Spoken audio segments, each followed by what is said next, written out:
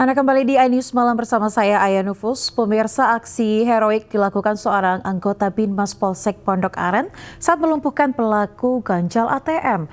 Bahkan anggota polisi ini harus mendapatkan 27 jahitan karena terkena senjata tajam milik pelaku.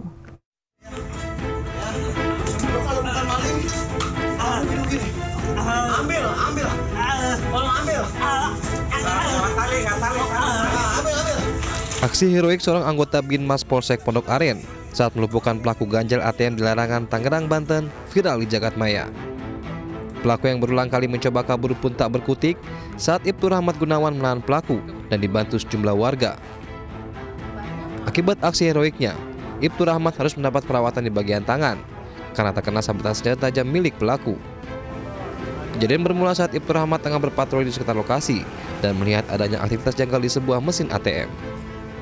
Melihat plat nomor ada menggunakan plat R, Honda Beat menggunakan nomor palsu.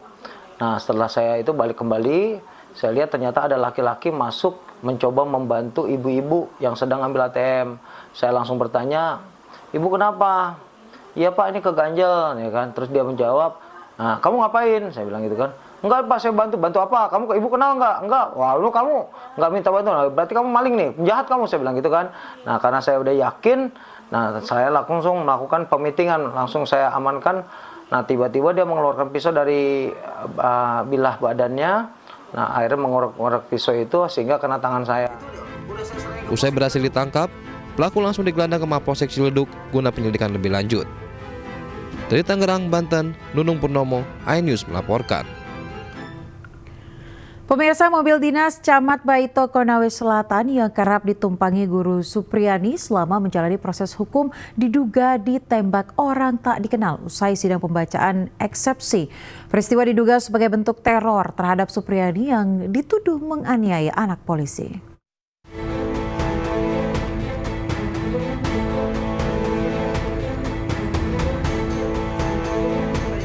Mobil dinas Camat Baito diduga ditembak orang tidak dikenal usai sidang kedua Guru Supriyani di Pengadilan Negeri Andolo, Konawe Selatan, Sulawesi Tenggara, Senin kemarin.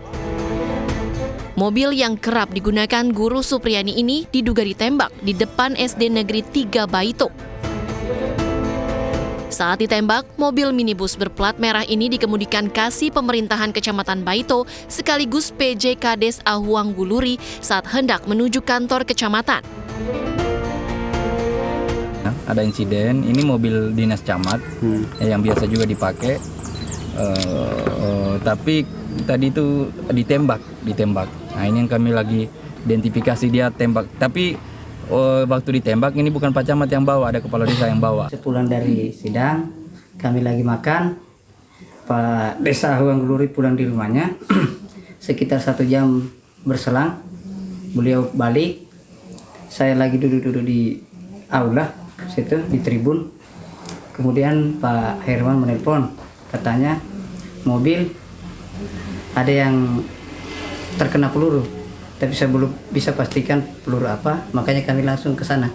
Kita dapat informasi, satu ke TKP, saya lihat ini semua.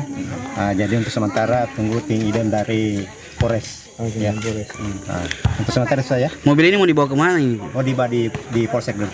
Polsek ya. Sambil menunggu tim idem dari sana. Tak ada korban jiwa ataupun luka dalam peristiwa ini, namun kaca sebelah kiri di kursi tengah retak hingga nyaris berlubang. Kejadian ini pun dianggap sebagai teror terhadap Supriyani. Sebelumnya, mobil ini kerap ditumpangi Supriyani, guru honorer yang dituduh menganiaya siswanya yang merupakan anak polisi selama menjalani sidang.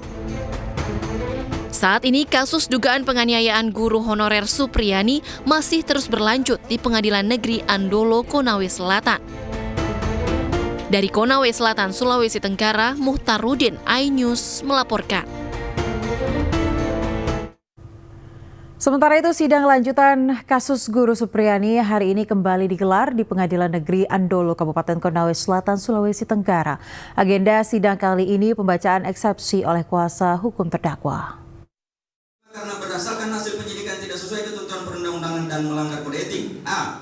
Penyidikan tidak sesuai prosedur sebagaimana diatur dalam Undang-Undang Nomor 11 tahun 2012 tentang sistem peradilan anak. Sidang lanjutan kasus guru Supriyani yang dituntut orang tua murid karena dugaan penganiayaan kembali digelar di Pengadilan Negeri Andolo, Kabupaten Konawe Selatan, Sulawesi Tenggara. Agenda sidang kali ini merupakan pembacaan eksepsi oleh kuasa hukum terdakwa. Pengajuan eksepsi karena kuasa hukum merasa keberatan atas dakwaan jaksa terkait kasus penganiayaan terhadap anak muridnya. Meski mengajukan keberatan, namun kuasa hukum berharap agar eksepsinya ditolak oleh majelis hakim. Hal ini agar persidangan bisa dilanjutkan ke pokok perkara untuk mengungkap adanya kejanggalan dan dugaan kriminalisasi terhadap Supriyani. Tapi di permohonan kami tadi, kami meminta majelis hakim agar menolak keberatan kami. Nah ini kan aneh kan, kita meminta keberatan tapi kita meminta menolak. Kenapa? Supaya persidangan ini bisa dilanjutkan kepada pokok perkara. Ya, karena kalau misalnya eksepsi kami diterima, itu persidangan tidak akan lanjutkan pokok perkara. Kenapa kami ingin lanjut ke pokok perkara? Karena kami ingin membuktikan bahwa Ibu Supriyani tidak bersalah dan telah dikriminalisasi. Ya, kami ingin buktikan itu. Sementara Kepala Kejaksaan yang juga bertindak sebagai jaksa penuntut umum sepakat dengan apa yang dimohonkan oleh kuasa hukum agar sidang dilanjutkan dengan pokok perkara. Kita sependapat dengan penuntut umum, jaksa penuntut umum dengan penasihat hukum sependapat terkait untuk dilanjutkan ke pokok materi. Yang tidak disetujui dari jaksa penuntut umum apa itu? Materi apa? Yang tidak Ya karena tidak masuk ke dalam ranah eksepsi. Ya, ada beberapa poin. Tadi memang kita tidak terlalu poin-poin pada penasihat hukum.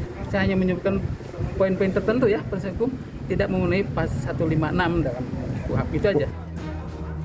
Setelah jaksa penuntut umum menanggapi eksepsi dari penasihat hukum terdakwa, sidang kemudian ditunda dan akan dilanjutkan pada Selasa pekan depan dengan agenda putusan sela oleh majelis hakim. Dari Konawe Selatan, Sulawesi Tenggara, Febriono Tameng, iNews melaporkan.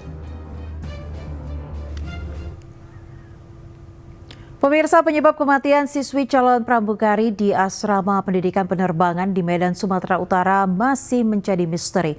Keluarga menduga kematian korban janggal karena 1 jam sebelum ditemukan tidak bernyawa, ia sempat mengirim video sedang bernyanyi.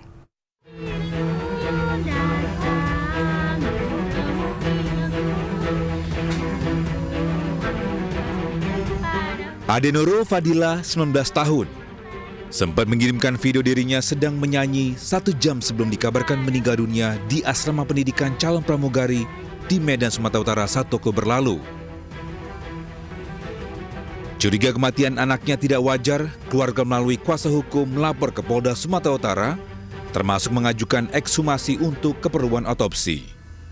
Keluarga mengaku terdapat luka lebam di leher serta jari tangan dan kaki yang membiru. Selain itu, jejak digital dari ponsel korban ada sebagian yang terhapus dan kunci telepon sudah terbuka. Sampai detik ini ya, belum ada perkembangan apapun dari pihak kepolisian dan kita juga masih menunggu. Ya, kita sedikit kecewa sih. Sudah hampir seminggu belum ada perkembangan apapun. Sementara itu, Polda Sumatera Utara mengaku telah menerima laporan keluarga korban. Kasus ini kini dalam penyidikan termasuk akan melakukan otopsi. Mengundang ataupun meminta klarifikasi pihak-pihak yang terkait di antara pelapor itu sendiri, kemudian lembaga atau pihak kampus yang menjadi tempat yang bersangkutan selama ini melakukan atau melaksanakan pendidikan. Jadi kita tunggu proses itu yang tentu nanti akan kita sikapi oleh penyidik di Treskrim. Ade Nurul Fadila diketahui 2 bulan menjalani pendidikan jurusan pramugari penerbangan. Ia ditemukan tidak sadarkan diri di kamar asramanya dan dinyatakan meninggal dunia saat dilarikan ke Rumah Sakit USU Medan.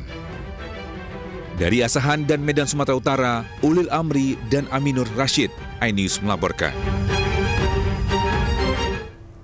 Kejaksaan Agung menetapkan Thomas Trikasi Lembong sebagai tersangka kasus korupsi impor gula. Informasinya sesaat lagi, tetap di iNews Malam.